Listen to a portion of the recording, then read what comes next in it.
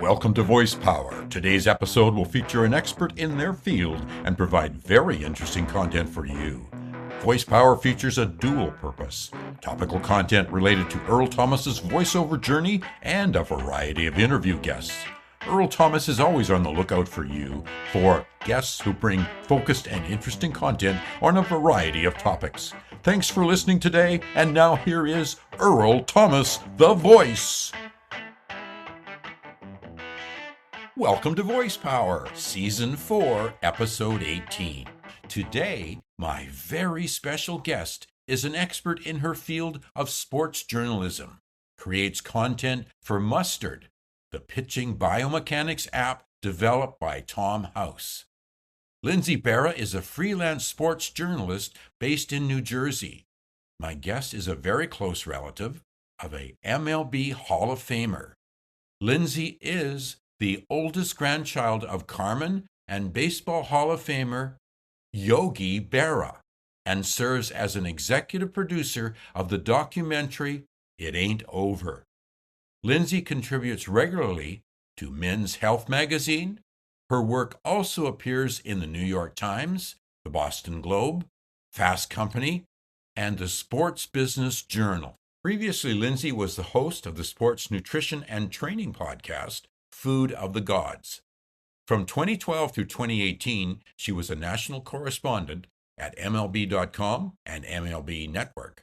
From 1999 through 2012, a senior writer at ESPN magazine, covering everything from baseball, hockey, and the Olympics to tennis, boxing, and roller derby. Lindsay received her undergraduate degree in journalism from the University of North Carolina at Chapel Hill, where she played varsity softball and men's club ice hockey, wearing uniform number 8. She is a board member at the YOGI BERRA Museum and Learning Center in Little Falls, New Jersey, and is also an avid CrossFitter, yogi, cyclist, runner, hiker, and golfer. I am grateful for Lindsay's introduction from Ben Abel of Abel Marketing and Bruce McClure, founder and chair of Clyde Sukeforth chapter and all-star chapter of SABRE in New London, New Hampshire. SABRE is a passionate international community of baseball fans. It is with gratitude and wonderful expectation I welcome Lindsay Berra to Voice Power. Welcome, Lindsay. How are you doing today? I am just peachy, Earl. It's good to see you. Thanks for taking the time to guest here at Voice Power. You're a very talented sports journalist, an expert in your field, and possess an impressive resume of sports and life experience. At Voice Power, our voice and life creates wonderful connections, and I'm grateful for Ben Abel and Bruce McClure for connecting us. Tell us your experience of training in journalism at the University of North Carolina at Chapel Hill. And I understand you played varsity softball and men's club ice hockey there. I did. I went to the University of North Carolina for a couple of reasons. When I was looking at schools, like a lot of teenagers, I had requirements, and one of mine was 3 states and a river between me and my parents. So North Carolina fit the bill, but it also was a great sports school, and they had a really good journalism school. I actually walked on to the softball team there at North Carolina, and it was my intention to continue playing hockey. I was the captain of the boys team in high school. So I walked on to the varsity softball team, and I played men's club hockey, and I had a double major in journalism and history. I was a busy girl. In retrospect, I maybe don't recommend that everybody, do try to do so many things. But I really loved my time at UNC. One of the things that I think is interesting looking back on it, because so many people work in sports media now in so many different capacities. When I was in journalism school at Carolina, there was not yet a sports program. And most of the journalism schools in the country didn't have specific sports programs yet. And you had to get special permission if you wanted to do any of your project on sports, because most of the professors didn't consider working in sports a real job, which was how long ago it was. I graduated college in 1999, but they would much rather have you, writing about, politics or or just general news as opposed to sports. So it's come a really long way. Congratulations on being the executive producer of It Ain't Over. It's a wonderful documentary on the life of Hall of Famer Yogi Berra. Recently, I viewed the movie and I was very amazed. It's a masterpiece. Now, tell us, as an executive producer, how you did such an outstanding job and how it all came together. So I will say right out there, I have no experience making movies whatsoever, and full credit goes to our producers from Vanishing Angle and Peter Soboleff and Mike Soboleff and our amazing director Sean Mullen. Without them, we would have gotten nowhere, right? The film was actually not my idea. People often assume that I was the one who brought the idea to the forefront, but it was actually Peter Soboleff, our big producer. He produces movies in his spare time. He's a partner at Insight Partners for his real job. But his wife, Imelda, in the summer of 2018, dragged him to see the Mr. Rogers documentary. He didn't want to go, and he ended up loving the Mr. Rogers documentary, Won't You Be My Neighbor? And he saw my dad and uncles at my grandfather's museum golf outing a few days later, and he said, "How come there's no Mr. Rogers documentary, but about your dad?" And they said, "Well, we don't know. No one's ever made one." And Peter said, "Well, can I?" So he got the ball rolling. He had previously done a movie with Sean Mullen, our amazing director. Sean was a rugby player at West Point. So, like my grandfather, a military veteran and an athlete. And my family loved him as soon as we met him. Once it was clear that this was going to happen, that we were going to be making a documentary, I really got in Sean's ear, sending him, all kinds of clips and videos and information and stats and stuff about my grandfather. And then I was telling him, we have to interview Audrey Graggiola and Vin Scully and Hector Lopez and Bobby Richardson and Roger Angel. And we have to hurry up because some of these people are almost 100. So I got involved from that respect at the beginning, really logistics, helping them put things together because they were Hollywood people who didn't know the baseball people, and I had relationships with all these folks from my family and through my work for 20 years in baseball. I started doing that, putting together photo shoots and video shoots and setting up the interviews and yada yada, and just continued talking to Sean. And as that process went along, he had a meeting with the other producers, unbeknownst to me, and they decided that I would be the one to narrate the movie. And they brought that idea to me, and I was like, "That's a terrible idea. We have Billy Crystal or John Goodman or someone who knows what they're doing. Why would you pick me?" And then they just thought that it would be a charming addition. And I mean, I don't know. People seem to like it. Yeah, it's You good. like it? Yeah, good. I'm glad. But yeah, it was 5 years in the making with a 14-month shutdown for the pandemic, which added a layer of difficulty, obviously. And then we premiered at the Tribeca Film Festival in 2022. It actually took us a while to sell it, which I was surprised. It took us 3 or 4 months to get a distributor on board, and then Sony Pictures Classic put it into the movie theaters in the spring of 2023. And now we're on Netflix and Amazon and Apple, and everybody can go check it out. We're 98% fresh on Rotten Tomatoes. It's the highest rated sports documentary ever. So super proud of that. When I watched it, was getting close to lunch, but it's like a James Patterson book. I want to turn the next page. I had to watch it all the way through. I loved it. And of course, I love the Yankees from that era. Now, give us an idea what it was like for you growing up as Yogi Berra's granddaughter. I say this a lot to folks. I didn't know I was Yogi Berra's granddaughter. My grandfather was no different than everybody else's grandpa in my head. I knew that his job was as a baseball coach at that time, but I didn't know that that was any different than, my friend Stephanie's grandfather's job or, so and so's grandpa's job as an accountant or a school bus driver or whatever. I didn't know that it was anything fancy. He was just my grandpa Yogi, like the guy who, burned the hot dogs at all our family barbecues and, drove my grandmother nuts, right? So, Did he burn the um, hot dogs? oh yeah, it was the only, I didn't like hot dogs as a kid, and that became the only way I would eat them if they were completely incinerated by Grandpa Yogi, right?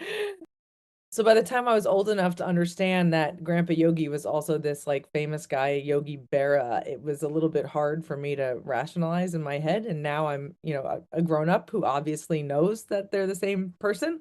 But still my memories, like the family memories, I think about Grandpa Yogi. And then when I talk about, all the World Series wins and the All-Star game appearances and, the hits and stuff, that's Yogi Berra. And they still kind of occupy two separate sides of my brain, even though I know that's not the case. Now, you worked at MLB.com and MLB Network from 2012 through 2018. And before that, you were a senior writer at ESPN Magazine. What did you cover and what did you enjoy most about your work? So at ESPN Magazine, I covered mostly ice hockey. My hockey editor was also the tennis editor. He introduced me to that, and that was incredible. Anybody who says they don't want to cover tennis doesn't know what they're talking about because tennis tournaments always take place in beautiful places with amazing weather and catered food, and you should get on that gig if you can, right? I covered a lot of tennis, a lot of hockey. I covered three Olympic Games for ESPN, Torino, Beijing, and Vancouver. I didn't start covering baseball until 5 or 6 years into my time at ESPN. But baseball was, my first love, and I really enjoyed doing that. What was great about ESPN Magazine at the time was the magazine came out every 2 weeks. So we weren't just writing stories that are like the Yankees won 6-4 last night. We were really getting the opportunity to spend quality time with athletes. And I was writing 2,000 word feature stories. You don't get to do that anymore. But you were really able to, find out what made these people tick, where they came from, learn about the things that they had to overcome, and really tell their stories. And that's what I always loved about being a sports journalist, like sharing, what made the person who they were as opposed to just, outcomes on the field. And I was really lucky to get to do that at a time when there was a lot of money in magazines. Those, it doesn't exist as much anymore. There are some places still doing that kind of work, but it's fewer and farther between in the age of social media. And then when I went to MLB.com and MLB Network, I had kind of a sports injury fitness niche there. I was actually doing a lot of like off-season workouts with athletes, which was really fun. And following athletes along their rehab, and I really enjoyed that as well. And you had training in sports injuries because I remember seeing a clip on your website in past where you were talking about how injuries, get Yeah, better. it's not I was a college athlete and I was a CrossFit coach for many, many, many years, and I've always just been really interested in the biomechanics, and I'd read up a lot on it. So when I was talking to doctors and trainers and they were using all that very, body specific terminology, I understood what they were talking about and was able to kind of break it down for normal folks and, help people to understand why an Achilles tear to a pitcher's landing leg might be important for the future of that guy's career. So I understood it better than some of the other writers and then was subsequently often put on those types of injury stories and sort of became a de facto subject matter expert, but really just because I was interested in it. Women's professional sports is growing. We have the WNBA, the NWSL in soccer, the PHHL going into its second season. And in Ottawa, there was a woman trying out for the NLL Black Bears. Now, recently announced a new professional women's lacrosse league, the WLL, starting February 2025, which I'm excited about because I'm a big lacrosse fan. Now, how do you see women's professional sports growing in the next 5 years? I mean, I was just reading about the expansion of the Women's Pro Hockey League as well. And I think it's all really, really cool with my work at Mustard. We're very involved with Baseball for All, which is a women's baseball organization providing opportunities for women and girls in baseball. When I was a kid, I loved to play ice hockey, and there wasn't a lot of opportunities for me as a young girl. I had to play with the boys.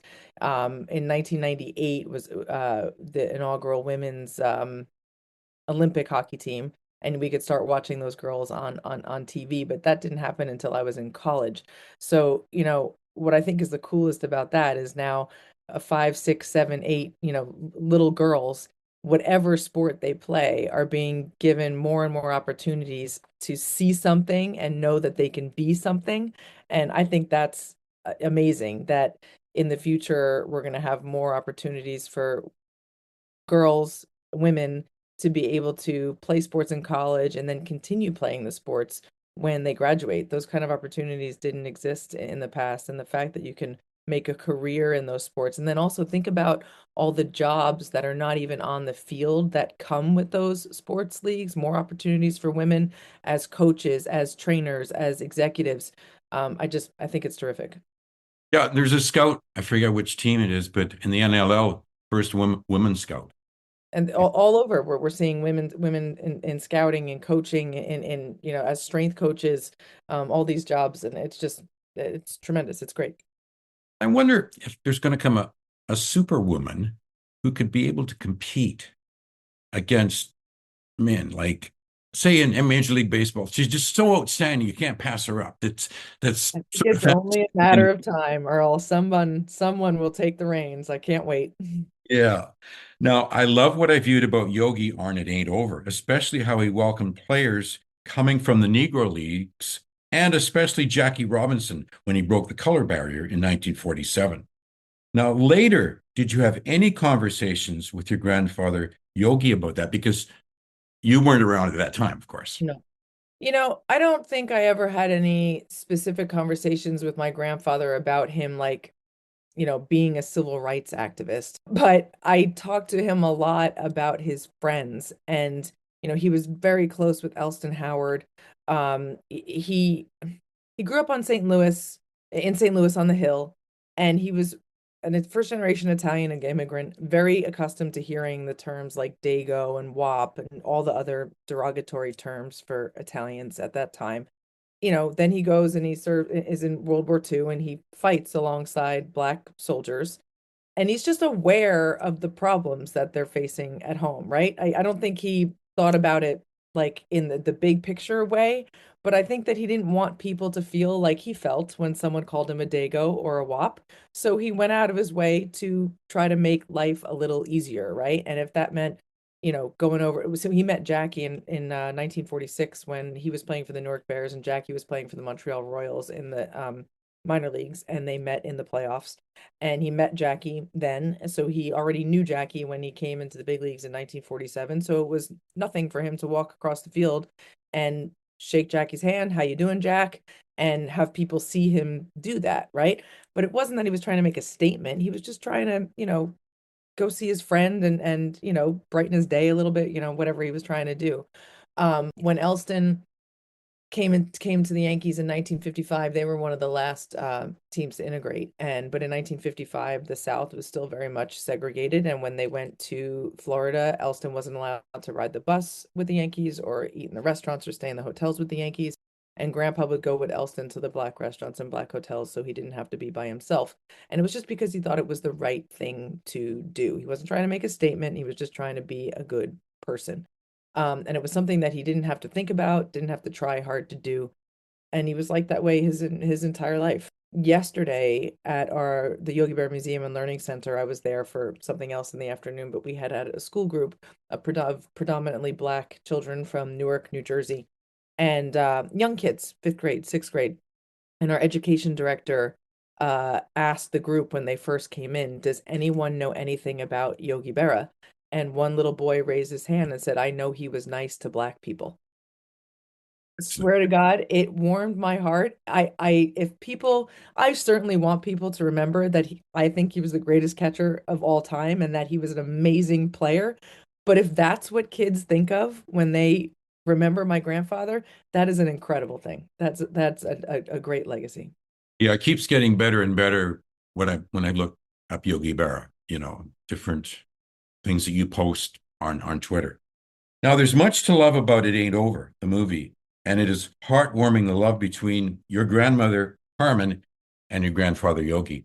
Tell us your observations and how it warms your heart and affects you positively today. Oh, it absolutely does. My grandmother's been gone for 11 years, and grandpa will be 10 next September.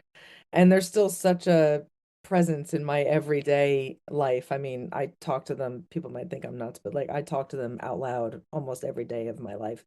They were so cute. They both had such a tremendous influence on me and they were so amazing together. Grandpa wouldn't have gotten out the door if it wasn't for Grammy, I swear. One of the things that I always thought was so amazing, Grandpa always said we have a good time together even when we're not together. When he was talking about Grammy Carmen, that's one of his little yogiisms. You go through life and all these people come up to you and for me, they tell me how much they loved my grandfather, and they mean love in the same sense of the word as I mean it when I said I loved my grandfather. And my grandmother had that her whole life too. People coming up, I love your husband, I love your husband, I love your husband. And she was so willing to just send him out into the world and share him with everybody else on planet Earth. Their relationship was just so strong that she had no problem sharing him with the entire world. And it was a really cool thing to watch that, right? That no matter how long they were apart, when they came back together, they were amazing. My parents got divorced when I was young, and I spent a lot of time with my grandparents for like babysitting purposes. So I really had a front row seat to watching them for my entire life. And I was lucky to I had my grandmother until I was 37 and my grandpa Yogi till I was 39. So I really got to know them as people and and have a real friendship with them as opposed to just a grandparents who bring you presents on Christmas kind of relationship. And it was a really amazing thing to watch, and I'm very lucky. When I started watching baseball in the late 50s, the Yankees were my favorites, and Mickey Mantle was my favorite player. Close behind was Yogi Berra. Did you meet Mickey? And tell us how Yogi and Mickey got along and related. Oh yeah. So I met Mickey many times. When I was a kid, Mickey, Whitey, Hank Bauer, Moose Scourin, Ed Lopat, Joe Collins, Phil Rizzuto. Phil Rizzuto was my dad's godfather. These guys were in and out of my grandparents' house all the time. Whenever anybody, the out-of-towners, was in New York, they would come by and have dinner. All played in each other's golf outings. They all went to the baseball events together. So I was very lucky to kind of think of all of these guys as uncles. And my grandfather, he played on the Yankees for 18 years. He was with the same team. So Mickey and Whitey and Phil, they were like his Billy Martin. They were like his brothers, and they were very, very, very close. I remember the day Mickey died. I was lifeguarding down the shore in New Jersey, and I had to do a paddle competition, paddleboard thing. And I remember being on the paddleboard with my head resting on the board as I was paddling and just sobbing. And then my grandfather ended up he was a pallbearer at Mickey's funeral. They were really close till the very end. So and same with all the others. There's the famous stories about Grandpa going to the assisted living facility to visit Phil Rizzuto and playing cards with him and then holding his hand until he fell asleep and he and Whitey talked right up until till the end. They were all just super close. Now, in 1985, 16 games into the season, Yogi was fired and George Steinbrenner had assistant general manager Clyde King deliver the news. Yankee fans were upset, along with the great Yogi Berra. Tell us how you were feeling at that time.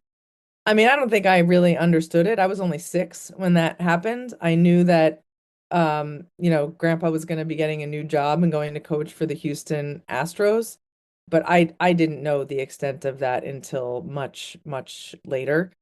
Looking back on it, it certainly affected him not being able to go to Yankee games. I mean, I remember him saying when they were tearing down old Yankee Stadium, baseball was my life and Yankee Stadium was where I lived it, right? That place was going to be in his blood for forever, whether he was there or not. And I know he missed it, but he had his principles and he didn't think it was right that George sent someone else to do his dirty work. And I'll tell you, in 1999, when Susan Waldman, the Yankees broadcaster, engineered that apology and had George come out to my grandpa's museum and tell Grandpa he was sorry.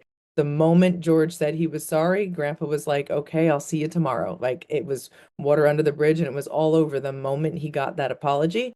And I, for one, am very grateful that that happened because Grandpa's ability after that to go to Yankee Stadium, every homestand, to go down to spring training and meet and get to know and actually work with on the field guys like Derek Jeter and Jorge Posada and Andy Pettit and Nick Swisher, Bernie Williams. He developed real relationships with these guys. There was a real love there between him and all those younger guys. And when you hang around younger guys, you feel like a younger guy. And I really think it extended my grandfather's life by probably 10 years to be able to be back at Yankee Stadium and participating in with the Yankees in that kind of way. So I'm really grateful that reconciliation happened. You want to be watching that It Ain't Over, because that is really shown. It's heartwarming, the whole thing, besides the great footage. Tell us about the Yogi Berra Museum, and you're a director or on the board. So the Yogi Berra Museum and Learning Center is on the campus of Montclair State University in New Jersey here in Little Falls. It opened in 1998 or 99. We just had our 25th anniversary. It Right. opened while my grandfather was still alive, which he thought was very cool because he thought you had to be dead to get your own museum. And he used to tell people that all the time. Um, but the idea for the museum, like obviously we have a lot of cool stuff there. We have all 27 Yankees World Series rings. We have Grandpa's 3 MVP plaques. We've got jerseys and gloves and bats, all game used by really incredible people. But for my grandfather, it was less about the stuff and more about the learning center component. He only went to school through the eighth grade, and he was very kind of self-conscious of the fact that he didn't finish high school. When he got to the Yankees, as soon as he had enough money to do it, he established a scholarship fund at Columbia University, which is endowed and still exists today. And the education programs part of the museum came, really what the museum is all about. We basically teach grandpa's values through education programs. We have a STEM program, we have a spoken word program, we have a immigration diversity program. There's like 5 or 6 different education capsules, and we see 10,000 school kids a year teaching them, basically grandpa's values through these programs. And it was super important to him, and it's really been how we've sustained his legacy in the years since he's passed. So it's a great place to come and get a tour, but when you pay your $8 admission, it's all supporting those education programs, and I think my grandfather would really be thrilled with that. I give my tours. I say he was a great baseball player, but he was a better human, and that part is very important to me. But I do also want people to remember how great he was on the baseball field. I mean, 10 World Series, 18 All-Star games, the 3 MVP awards, 2 of them back to back. He still has a bunch of World Series records that will never be broken. Most World Series games, most World Series hits, I think doubles as well. 1,400 and I think it's 80, 430, 1,430 RBIs by a catcher, which is a record that will never be broken. He caught 119 double headers, both ends of the double header. That will never happen again. And Um, 148 games without an error. That's incredible. 148 games without an error. And I can't remember the exact number, but he also has a record for the number of shutouts caught by a catcher. Just things that will never happen again because guys don't play. They don't catch for as long as he did. And there's no catchers who hit as well as he did while catching the same number of innings as he did. He just was incredibly durable and incredibly productive for an incredibly long time, and he was a real cog in that Yankee machine. He led the Yankees in RBIs for 7 years in a row on teams that included Mickey Mantle and Joe DiMaggio. And a lot of people don't put Grandpa in the same breath as Mickey Mantle and Joe DiMaggio. One of my other favorite stats is that there's only 2 players in the history of Major League Baseball with more than 350 home runs and fewer than 500 strikeouts, and it's Grandpa and Joe D, right? Nobody else has ever done it, right? I mean, it's amazing. So I want people to remember that he was arguably the greatest catcher of all time, but arguably one of the greatest people as well. Definitely, definitely. Well, we've run out of time. Do you have any final thoughts? No, just thanks so much for having me. I really enjoy talking about my grandpa Yogi because, like I said, I want people to remember him, and the more people hear me yapping about him, the more they're going to know about him. If anyone wants to come visit Grandpa's museum, again, on the campus of Montclair State University. You can check it out at yogiberramuseum.org. You can see the documentary It Ain't Over on Amazon, Apple, Netflix, YouTube. It's on a lot of the channels. It's pretty easy to find. So check that out. And yeah, it ain't over till it's over. And thanks for spending the time at Waste Power, Lindsay. Have yourself a great day. You too, Earl. Thanks so much. Thanks for joining Voice Power this morning, afternoon, or evening. Don't forget to subscribe and leave a review on Apple or Spotify podcasts. Thanks for tuning in, and don't forget, someone may need your encouragement. We can use our eyes and voice to smile and greet others in a friendly way. You never know how your life will be a blessing to someone else. Have yourself a wonderful day, and we look forward to you joining us next time.